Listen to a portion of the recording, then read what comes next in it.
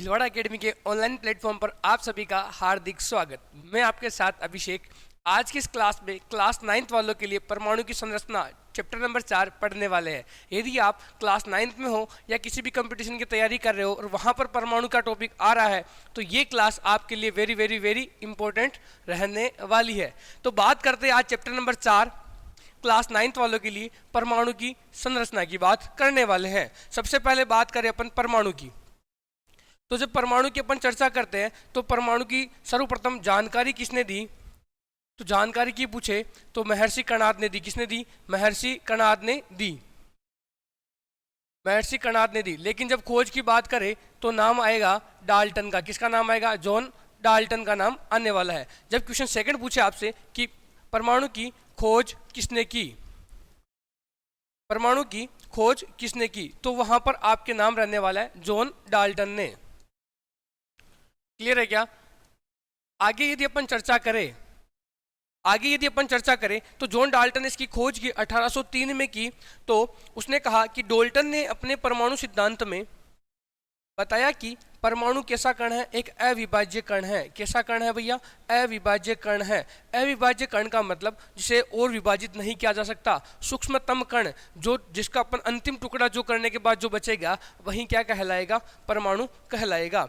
इसलिए उसने परमाणु का नाम एटम रखा। क्या नाम रखा? एटम। और एटम का अर्थ ही होता है अविभाज्य, सूक्ष्मतम, जिसका और टुकड़ा अपन नहीं कर सकते, अविभाज्य कण, वो आपका क्या रहने वाला है? परमाणु। और उसे अपन क्या कहते हैं? एटम कहते हैं। क्लियर हो चुका होगा। एक एक पॉइंट को क्लियर करना जा रहा हूँ और इस टॉपिक को, इस चैप्टर को अपन 2 छोटी छोटी क्लासों में कंप्लीट करने वाले हैं। तो फटाफट से चलते हैं अगले टॉपिक की ओर। सबसे पहले अपन बात करें पदार्थ। पदार्थ जो है वो अणु से मिलके बना है। और अणु किससे मिलके बना है? परमाणु से। अभी मैंने आपको बताया कि जो परमाणु है वो क्या है? अविभाज्य कण है, सूक्ष्मतम कण है, अंतिम रूप परमाणु रहने वाला है। लेकिन बाद में पता चला कि जो परमाणु है वह सबसे छोटा कण नहीं है, अपितु जो परमाणु है उसके अंदर भी क्या क्या है? इलेक्ट्रॉन, प्रोटॉन, न्यूट्रॉन आदि मूल कण पाए जाते हैं।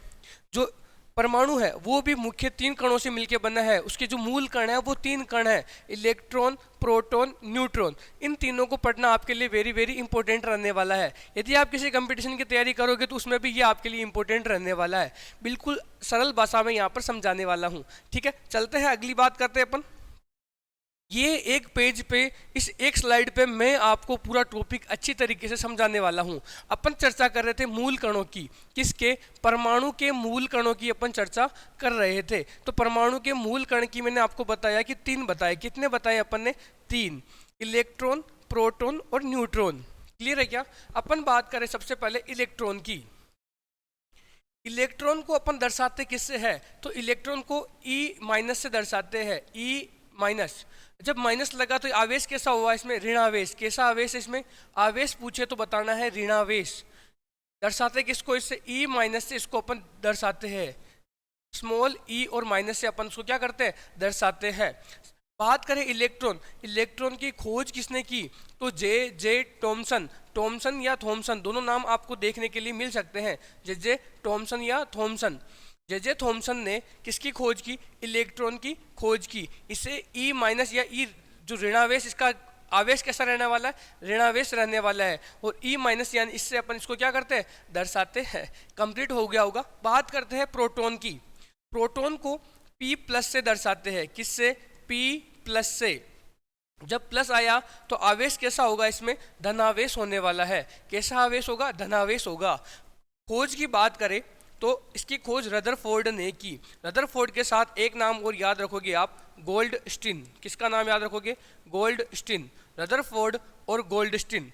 इसकी बात कर रहा हूँ प्रोटॉन की। P+ धनात्मक या धनावेश, रदरफोर्ड और गोल्डस्टीन। क्लियर है क्या? बात करते हैं अपन न्यूट्रॉन की। किसकी चर्चा करते हैं? न्यूट्रॉन की। न्यूट्रॉन का अपन देखें तो इसे अन से दर्शाते हैं, स्मॉल अन से। इसमें कोई आवेश नहीं रहने वाला, ये अनावेशित। और अनावेशित जिसमें आवेश नहीं होता है उसे अपन उदासीन कहते हैं। क्या कहते हैं? उदासीन कहते हैं। क्लियर है क्या? बात करें न्यूट्रॉन की खोज की तो खोजकर्ता कौन होने वाला है? James Chadwick. James Chadwick. साथ के साथ याद करते हुए चलेंगे तो अपना जो सिलेबस है वो आराम से कंप्लीट होता चला जाएगा। बात करें, एक बार वापस रिपीट करूं तो इलेक्ट्रॉन की खोज जे टॉमसन, प्रोटॉन की खोज रदरफोर्ड, न्यूट्रॉन की खोज जेम्स चैडविक। क्या ये आपको याद हो गया क्या? चलते हैं आगे की ओर। आगे की ओर चले तो प्रियांशी कह रही है कि सर समझ में आ गया। प्रियांशी को ये सारी जानकारी जो अपन ने पढ़ी अभी तक समझ में आ गई। वहीं नमन की अपन बात करें, नमन क्या कह रहा है कि गुरुजी अभी तो याद हो गया। नमन को भी क्या हो गया, अभी जो पढ़ा है मेरे को वो तो याद हो गया, लेकिन एग्जाम के लिए थोड़ा सा शॉर्ट ट्रिक बता दो। जो नमन है वो कह रहा है कि ये मुझे अभी तो याद हो गया, लेकिन एग्जाम तक क्या मैं इसे भूल जाऊंगा, क्योंकि इलेक्ट्रॉन प्रोटॉन और न्यूट्रॉन, इसकी खोजकर्ता कौन है, इसका खोजकर्ता कौन है, इसका खोजकर्ता कौन है, तो ये कंफ्यूजन हो रहा है बार बार। तो इसका कंफ्यूजन दूर करने के लिए क्या बोल रही है कि मुझे शॉर्ट ट्रिक बता दो। तो बता देगा इसको शॉर्ट ट्रिक। आ जाइए बात करते हैं शॉर्ट ट्रिक की। शॉर्ट ट्रिक की अपन चर्चा करें तो एक लाइन याद करनी है आपको, ईंट पर नाच। क्या याद हो जाएगी क्या? नाचना किस पर है? ईंट पर। ईंट देखी होगी आप सबने, उस पर नाचने की बात की जा रही है। ईंट पर नाच। सबसे पहले एक एक शब्द से अपन इसको खोलते हैं और याद करने की कोशिश करते हैं। ईंट पर नाच की अपन चर्चा करें तो ई का मतलब होता है इलेक्ट्रॉन। ई का मतलब होता है इलेक्ट्रॉन। क्लियर है क्या? ई का मतलब क्या निकालोगे आप यहाँ पे? इलेक्ट्रॉन। ई के साथ क्या था? टे का मतलब आप निकालना टॉमसन या थॉमसन। क्या निकालोगे? थॉमसन या टॉमसन, है ना? क्लियर है क्या? तो ये जे थॉमसन आपका यहाँ पे हो जाएगा। ईट में क्या आ गया आपका? पूरा इलेक्ट्रॉन मैंने यहाँ आपसे पढ़ा दिया। क्लियर है क्या? ईट यानी ई से इलेक्ट्रॉन, टे से टॉमसन या थॉमसन। क्लियर है क्या? बात करते हैं अपन दूसरे पॉइंट की। दूसरे पॉइंट की यदि अपन चर्चा करें, पर क्या है आपका दूसरा पॉइंट? पर। एक है पे और दूसरा है रे। ईट पर नाच है ना, पे का मतलब हो गया आपके प्रोटॉन। क्या हो गया यहाँ पे? प्रोटॉन। याद हो रहा होगा, अच्छे अच्छे छोटे छोटे की बना के लाया हूं। पर रे से क्या हो जाएगा भैया? रदरफोर्ड। याद हुआ क्या? अब भूलना नहीं है, अब कोई कंफ्यूजन नहीं रहने वाला। एक एक कंफ्यूजन को अपन यहां पर क्लियर करते हुए चल रहे हैं। बात करते हैं नाच। नाच की यदि अपन चर्चा करें तो पहला पॉइंट इसमें रहने वाला है न और ना, और दूसरा रहने वाला आपका च। ना से अपन बात करेंगे न्यूट्रॉन की। किसकी चर्चा करेंगे अपन? न्यूट्रॉन की। और चे से आ जाएगा आपके चैडविक, यानी कि जेम्स चैडविक। क्लियर है क्या? एक एक पॉइंट यू से आपको मैंने कंप्लीट करवा दिया। इसको फटाफट से इसको याद कर लीजिए। James Chadwick, neutron James Chadwick, proton Rutherford. Rutherford के साथ आपको एक नाम और याद रखना है। क्या नाम याद रखोगे आप? गोल्डस्टीन। क्या नाम याद रखोगे? गोल्डस्टीन।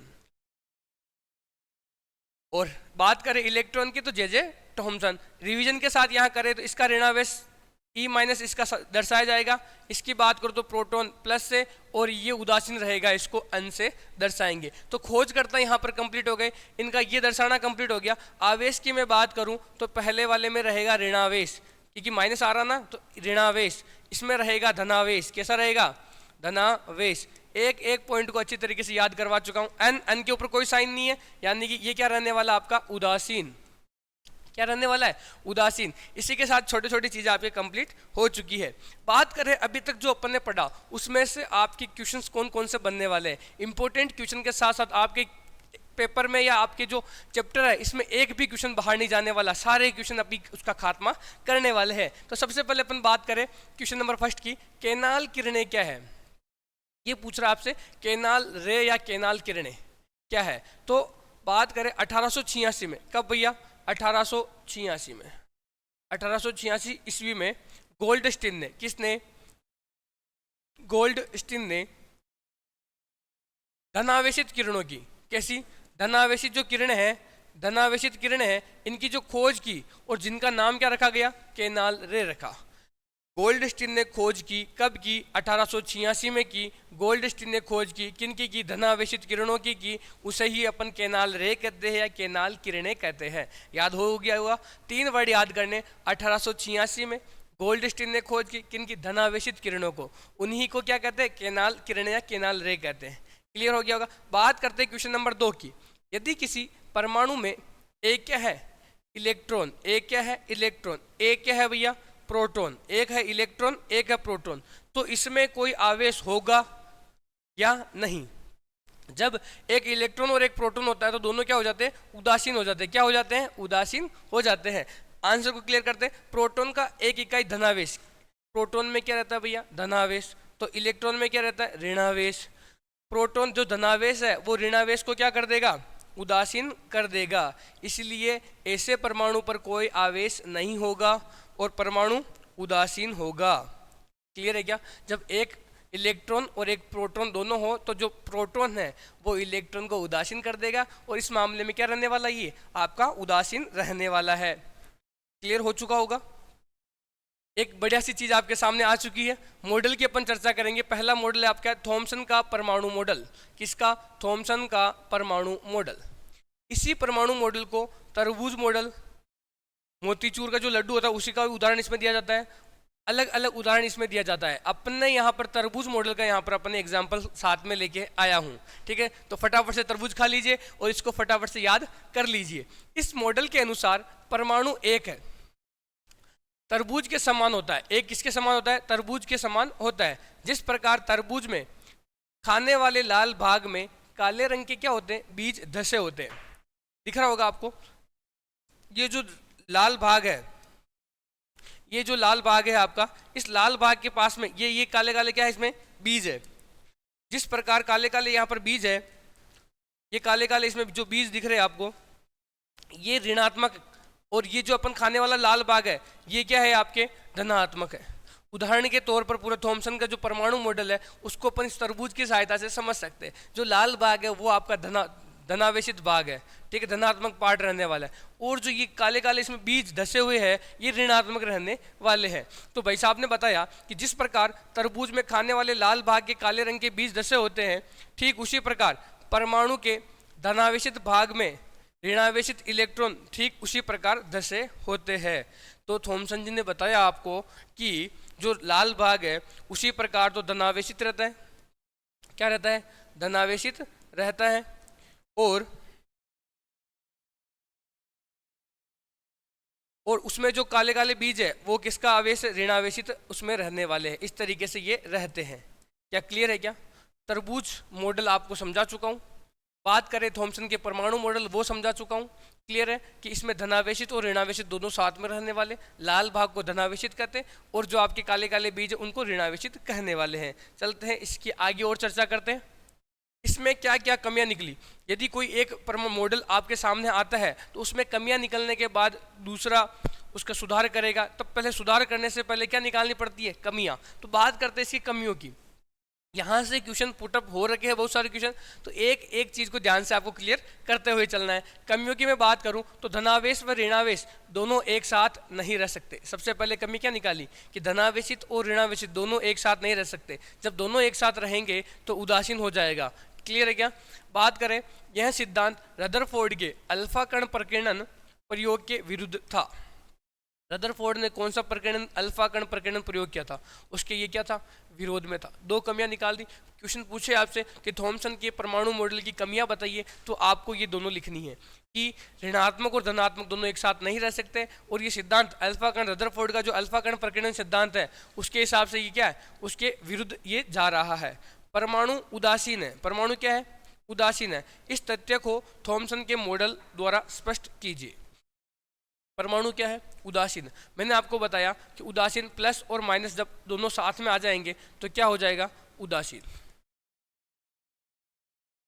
थॉमसन के परमाणु मॉडल से इसको समझाना है। तो आंसर की बात करें तो थॉमसन के परमाणु मॉडल के अनुसार परमाणु के धनात्मक व ऋणात्मक आवेश एक दूसरे को संतुलित रखते हैं, इसलिए परमाणु क्या होता है? उदासीन रहता है। दोनों संतुलित रखते हैं, प्रोटॉन और इलेक्ट्रॉन दोनों एक दूसरे को संतुलित रखेंगे तो क्या होने वाला है? उदासीन रहने वाला है। कौन? परमाणु।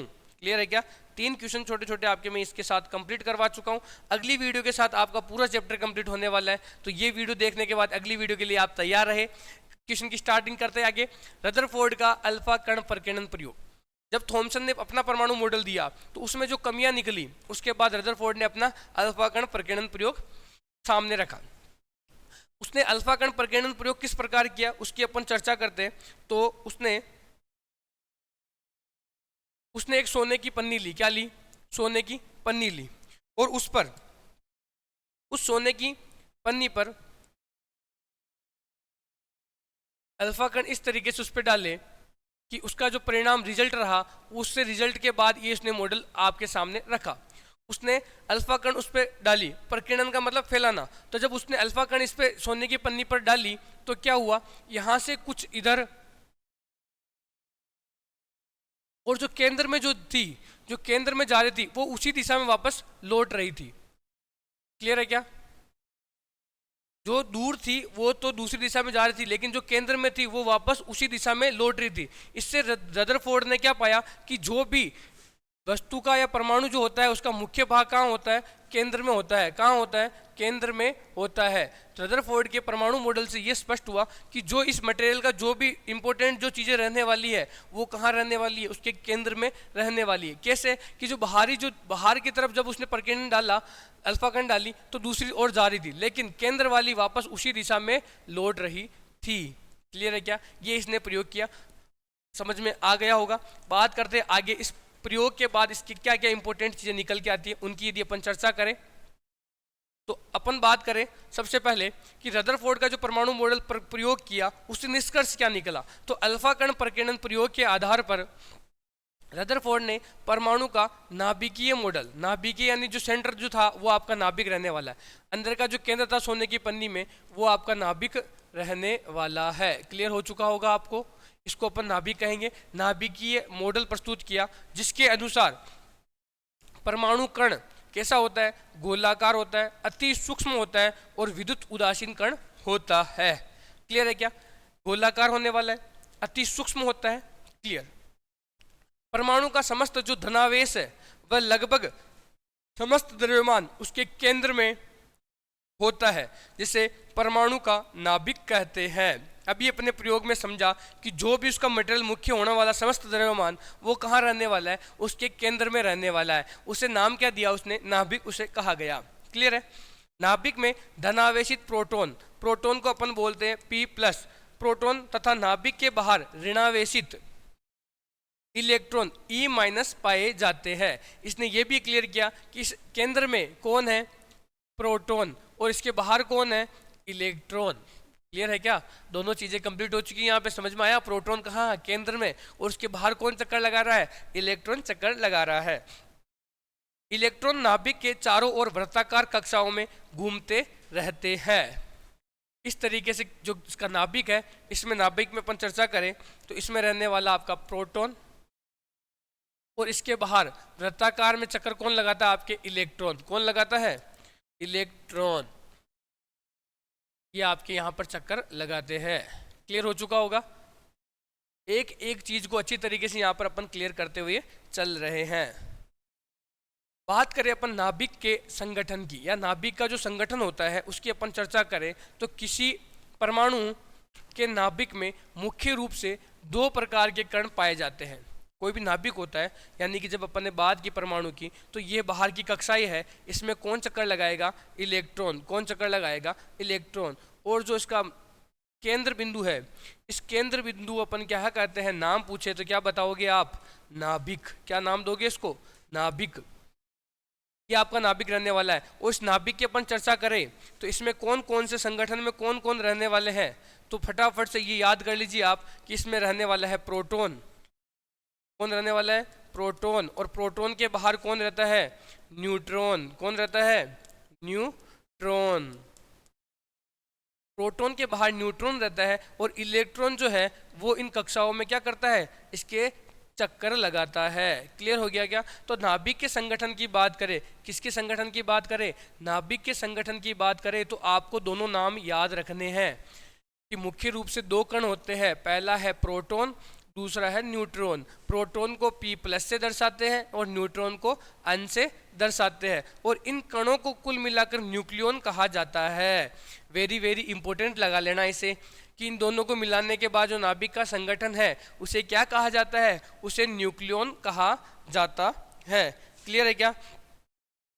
इसी के साथ आपका एक टॉपिक कंप्लीट होता है। अगली एक क्लास में इस टॉपिक को अपन पूरा कंप्लीट कर देंगे। मिलते हैं अगली क्लास में।